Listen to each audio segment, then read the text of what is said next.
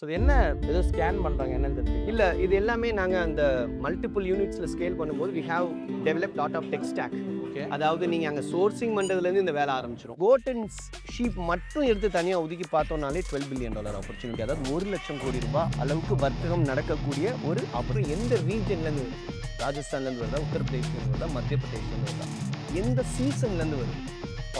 ஏன்னா ஒவ்வொரு ரீஜனுக்கும் ஒரு சீசன் இருக்கும். அந்த சீசனில் வந்து என்னென்னா கோட்ஸ் ரொம்ப குவாலிட்டியாக இருக்கும். அந்த ஆஃப் சீசன்னு போயிட்டீங்கன்னா அதோட மீட் அவுட்புட் வந்து கம்மியாக இருக்கும். இப்போ தான் சொல்லுவாங்களே, இப்போ சிக்கலாக இந்த பீஸ் டேஸ்ட்டாக இருக்கும் அப்படின்னு சொல்லுவாங்க. பிரெஸ்ட் பீஸ் வந்து ப்ரோட்டீன் அதிகமாக இருக்குன்னு சொல்லுவாங்க. அது மாதிரி கோட்டுக்கு கன்சியூமர் வாங்குற மாதிரி இருந்தாங்க அப்படின்னா கோட்டுக்கு எது பெஸ்ட்டாக இருக்கும்? இந்த மாதிரி ஒரு யூனிட் செட் பண்ணோம் அப்படின்னா எவ்வளோ இன்வெஸ்ட்மெண்ட் ஆகும்? இந்த யூனிட் வந்து அப்ராக்சிமேட்டாக கூட இப்போ நிறைய ஆடுகளை நீங்கள் நான் பார்க்க முடியுது. ஒரு நாளைக்கு இல்லை ஒரு வாரத்துக்கு சுமார் எத்தனை ஆடுகள் நம்ம வியாபாரம் செய்கிறோம், இம்போர்ட் அண்ட் எக்ஸ்போர்ட்?